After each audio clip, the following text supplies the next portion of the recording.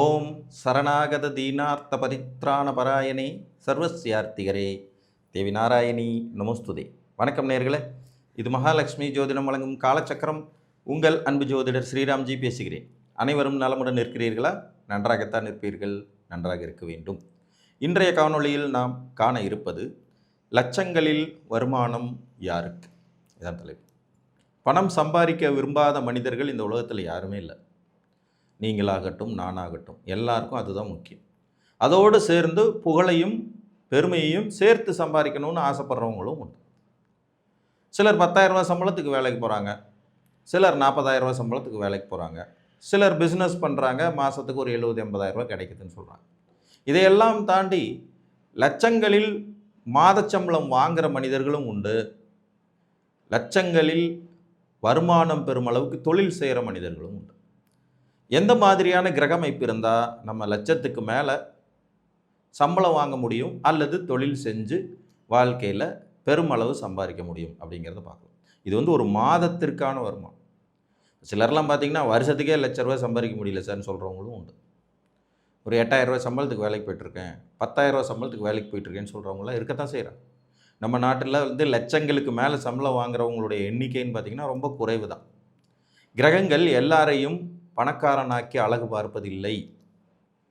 பிறக்கும் மனிதர்களில் கிட்டத்தட்ட 80% பேர் வறுமைக்கோடு அதற்கு கீழேயும் தான் இருக்கணுங்கிற விதியோடு தான் பிறக்கிறாங்க. அப்போ எல்லாராலையும் பெரிய லெவலில் வருமானத்தை ஈட்டி விடவோ சம்பாத்தியம் பண்ணி விடவோ முடியாது அப்படிங்கிறது தான் நிதர்சனமான உண்மை. ஒரு ஜாதகத்தில் ஜீவனாதிபதின்னு சொல்லக்கூடிய 10ஆம் அதிபதி, லாபாதிபதின்னு சொல்லக்கூடிய 11ஆம் அதிபதி, இவங்க 2 பேரும் நல்ல நிலைமையில் இருந்து இதில் யாரேனும் ஒருவர் உச்சம் பெற்றோ ஆட்சி பெற்றோ மூலத்திரிகோண வலுப்பெற்றோ இருந்தால் இவர்களால் லட்சங்களில் சம்பாத்தியம் பெற முடியும். புரியுதுங்களா?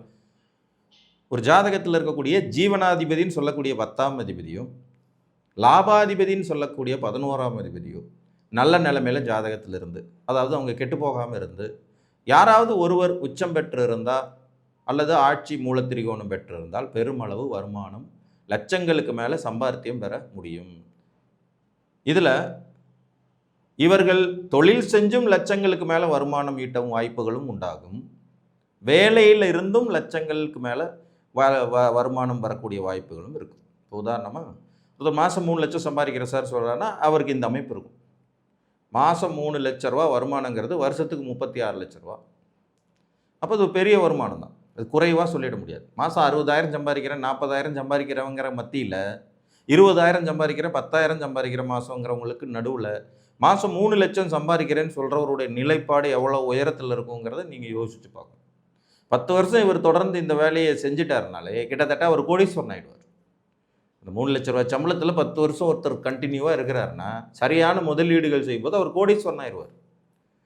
நீங்கள் பெரும் பணக்காரராகிறதுல இந்த முதல் படி எடுத்து வைக்கிற அந்த 1 கோடி ரூபாய் சம்பாதிக்கிறதாங்க ரொம்ப கஷ்டம். அந்த 1 கோடி ரூபாய் சம்பாரித்து சரியானபடி முதலீடு பண்ணிட்டீங்கன்னா அந்த பணமே உங்களுக்கு திருப்பி சம்பாரித்து கொடுத்துக்கிட்டே இருக்கும். ஒரு சின்ன உதாரணம் சொல்கிறேன். இன்றைக்கு ஒரு மிடில் கிளாஸ் வாழ்க்கையை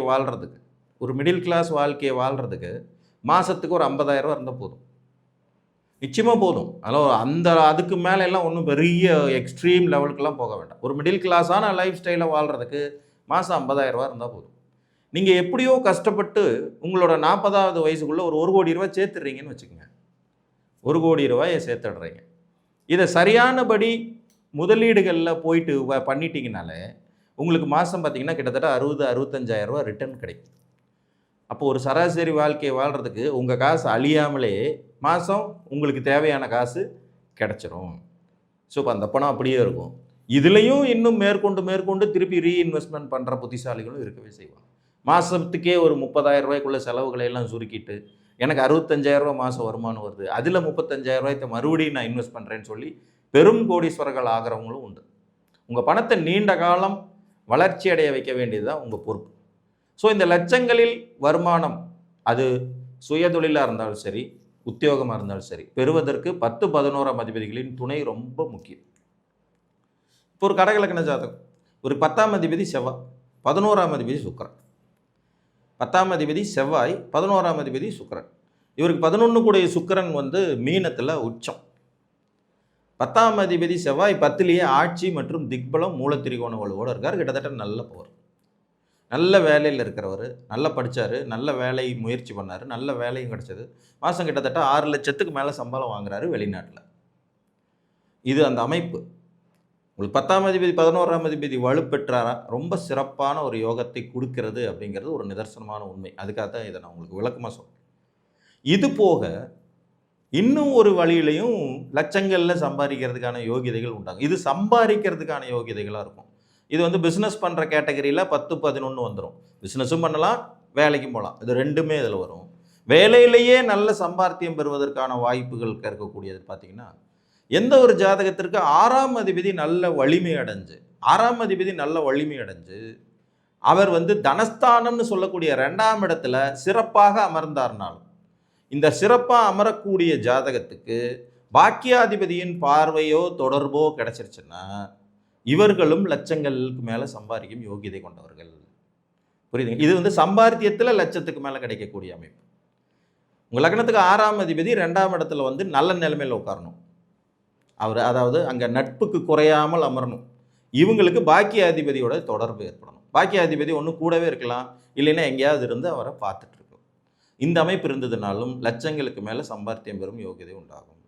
இப்போ ஒரு மேச லக்ன ஜாதகம், மேச லக்னத்திற்கு 6ஆம் அதிபதி புதன் 2ல் வந்து உட்கார்றார். 2ல் இருக்காருன்னா ஆட்டோமேட்டிக்காக அவர் அங்கே நட்பு வீடு தான்.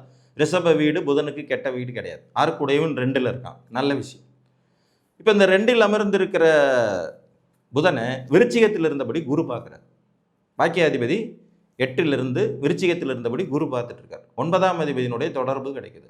இது ஒரு அருமையான அமைப்பு. லட்சங்களுக்கு மேலே சம்பளம் வாங்கக்கூடிய அமைப்பு. இவர்களும் பணத்தை நல்ல விதமாக நிர்வாகித்து பெரும் அளவு பொருள் ஈட்டும் யோகிதை கொண்டவங்களாக இருப்பாங்க. புரியுதுங்களா? பணம் வருங்க, நிறையா வருது.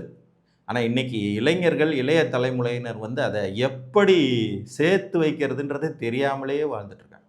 இன்றைக்கி உங்களை வந்து இந்த உலகம் எப்படி வச்சுருக்குன்னு கேட்டிங்கன்னா, ஒரு கன்சியூமர் பாட்டாக மாற்றிடுச்சு. அதாவது நுகர்வோராக மாற்றி விட்டது. முதல்லலாம் நம்ம வந்து காசு இருந்தால் செலவு பண்ணுவோம். இப்போ எல்லாம் அப்படி இல்லை. கடன் வாங்கி செலவு பண்ணுற பழக்கத்தை ஏற்படுத்திடும். கடன் வாங்கி லக்ஸேரியஸாக அனுபவிக்கிறதுக்கான வாய்ப்புகளை உலகம் நம்மளை சுற்றி உருவாக்கி விட்டுடுது. கார் வேணுமா? 10,000 ரூபா இருந்தால் போதும், கொண்டு கட்டிட்டு காரை வாங்கிடும். உங்களுடைய 20 வருஷ உழைப்பை சுரண்டி விடும் சூழ்ச்சி உங்களை சுற்றி எப்போவுமே நடந்துக்கிட்டே இருக்கும். அது வீடுங்கிற பேரில், காருங்கிற பேரில், இடங்கிற பேரில் உங்களை சுற்றி உங்களோட 20 வருஷம், ஒரு 20-30 வயசில் ஒருத்தர் வேலை பார்க்க ஆரம்பிக்கிறான்னா 50 வயசு வரைக்கும் அவனுடைய சம்பாத்தியத்தை, வருமானத்தை சுரண்டுறதுக்கு ரெடியாக நம்மளை சுற்றி எல்லா விஷயங்களும் நடந்துட்டுருக்கும்.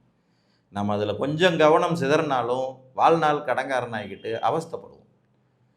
அந்த அவஸ்தையெல்லாம் தாண்டி ஒரு நல்ல வருமானம் வருது, நல்ல ஒரு சம்பாத்தியம் இருக்குது, இதை வச்சே நம்ம லைஃப்பில் செட்டில் ஆகிக்கலாங்கிற அந்த விதியை தரக்கூடியதற்கு இந்த 10, 11ஆம் அதிபதிகள் வலுத்திருந்தாலும் சரி, 6ஆம் அதிபதி 2ஆம் இடங்கிற தனஸ்தானத்தில் நல்ல நிலைமையிலிருந்து இவர் பாக்கியாதிபதியின் தொடர்பை பெற்றாலும் சரி, ரொம்ப அற்புதமான யோக பாக்கியதைகளில் சம்பாத்தியத்தை பெற முடியும்.